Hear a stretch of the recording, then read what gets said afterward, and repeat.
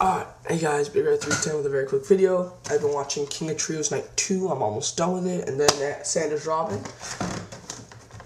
I'll get you the review you've wanted to get. Anniversario Yank. King of Trios 2 so far. There's like a 4.5 star match on here that's on my top 10. But everything else is just bleh.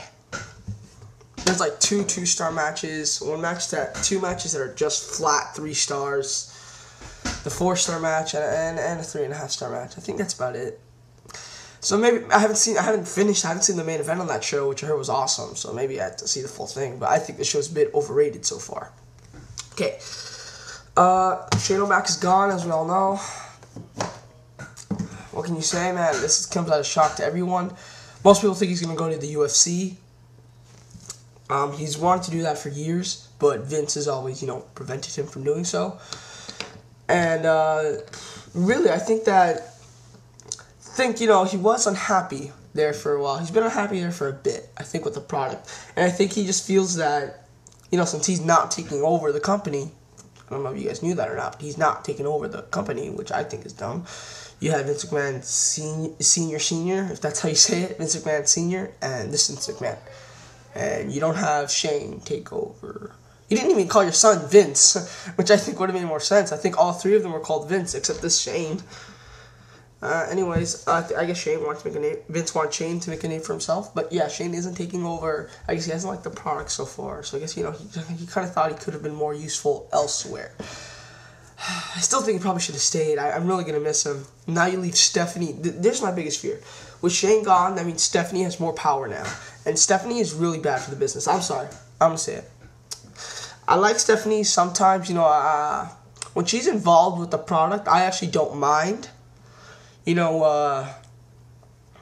in 2002, 2003, when she was general manager, I really liked that angle. I really enjoyed it. I thought she was a pretty good general manager for the most part. Then from the whole cleanup Raw business, the whole get your act together on Raw was fine. They kind of went nowhere with that storyline, which I think they were kind of going with Stephanie's team versus Shane's team. They fight at Mania. I think that would have been better than Triple H Orton. Yeah, they completely threw that storyline down the toilet. Oh, her pregnancy thing when she came in on TV and drugged Shawn Michaels. I thought that was fine. The famous line at the homecoming, or was it homecoming? It was in 2007. Don't remember what that was. I think it was the 15th anniversary. Yeah, where Triple H, they had a family photo with Shane, Vince, Steph, and then Hornswoggle came out, and then Triple H came out. Hey, Triple H. Hey, Vince, I've always considered you a dad. Hey, Steph. That was one of the funniest things ever. Whenever they did the insinuation of how they're really together, but they never really said it. But I was disappointed when they actually brought it to fruition. I thought it should have stayed under the blanket because I thought it was really funny. Of course, they kissed, and then he says, "Thanks, Steph. See you at home." Your brothers are home. Funny lines. I really love that comedy that they did. So I didn't mind Stephanie on the product, but behind the stage, man, she's so meticulous about everything being perfect that, you kind of lose the realism of wrestling. Sure, if you're probably talking to indie wrestling fans, they hardly find realism in wrestling anymore because most of the guys will admit, most of the characters do break face. Look at Kenta and Davey from Supercard of Honor 4.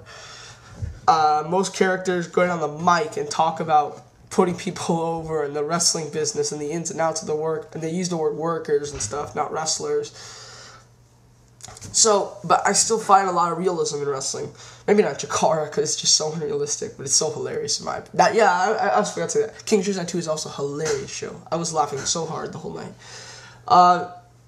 So yeah, I don't really like her having more control, because then the product will be more meticulous. She's hurting Raw, in my opinion. She's the one that's hurting Raw. Raw's hurt because of the lack of talent. But she is hurting Raw bad.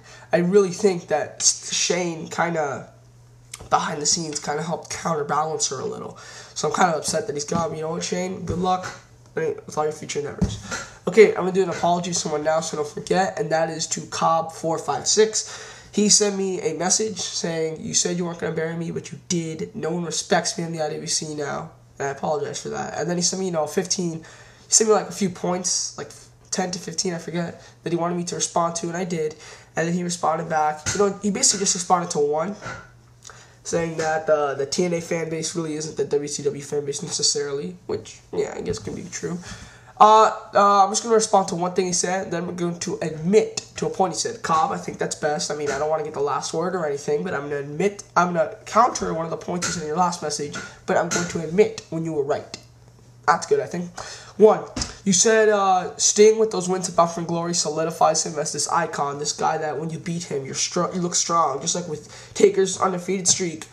And Taker's Royal Rumble win and Angle holding all the titles in TNA, like it makes it look like when these guys are like icons in their respective companies. When you beat them, it's a big deal. Well, here's the problem: no one beats Sting.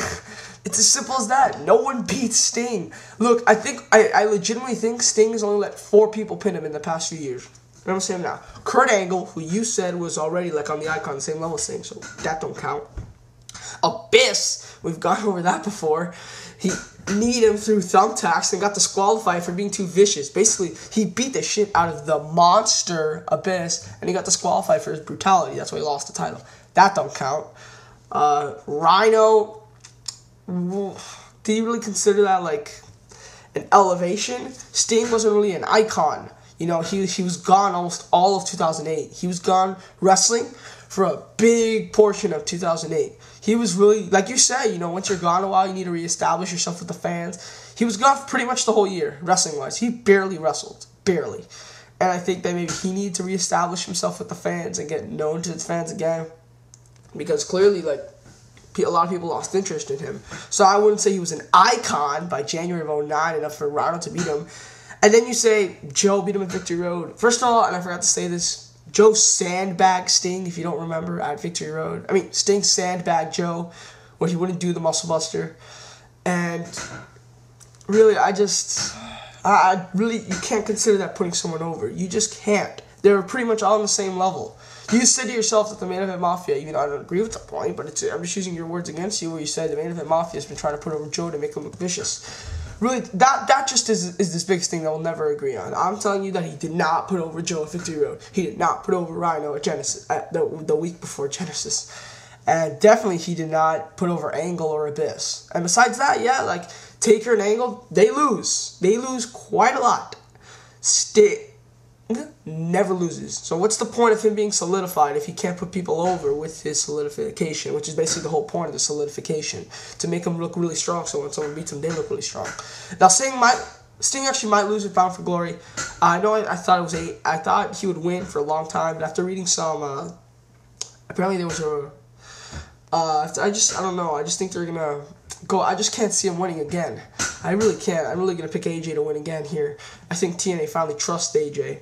But let me tell you guys a quick, and also Cobb, you're right, I have been kind of shitting on Sting the past few weeks. I've been saying he's horrible, he's this and that, and you're right, he really is an icon in the business. He has done a lot for the business, and he does try to help out TNA. He did try to help out TNA, but I think he still just couldn't let himself put people over. You also said he was a good soldier, and he's just doing what he's told. If you're an icon, like he supposedly is, I'm pretty sure you have some pull backstage, where you could at least ask them. You could have just asked them, please don't do this. And I'm pretty sure they wouldn't have done it. And like I said before, Bound for Glory 1, Sting main event Jarrett, no problem. Bound for Glory 2, no problem. Bound for Glory 3, winning against Joe. And by the way, he made Joe look really weak. Not Joe's title reign didn't make him look like a pussy. Sting made him look like a pussy. Victory Road, he beat up Joe.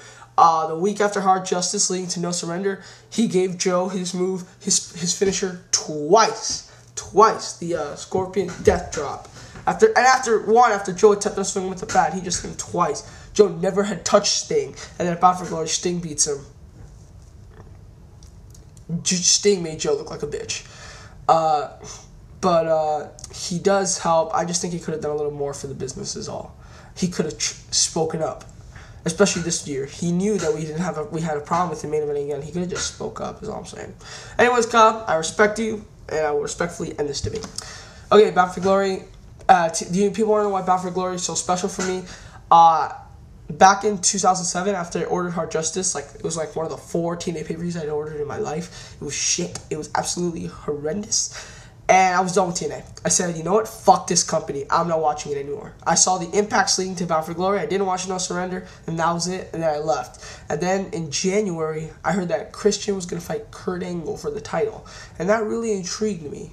I really wanted to see that. So I said, okay, maybe I'll give TNA one more chance, because I was like big on chronological order. So I went back, I said, these pay-per-views suck, the ones I missed, the 3 I missed from October to January, fuck TNA. And I saw Bound for Glory, and it was just awesome. It really was. I was awestruck at the improvement that TNA went from their recent pay-per-views to Bound for Glory. And that's why it's my favorite Bound for Glory of all time. Even if it wasn't my favorite, it's still probably, match by match, the best Bound for Glory of all time. And that really helped me out with TNA. If it wasn't for that Bound for Glory, I would not be a TNA fan today. Whether that's a good thing or not. Anyways, that's all I gotta say. I'm Big Brad 310. Goodbye, Shane. I respect you, Cobb. I'm sorry, Cobb. Bound for Glory should be awesome.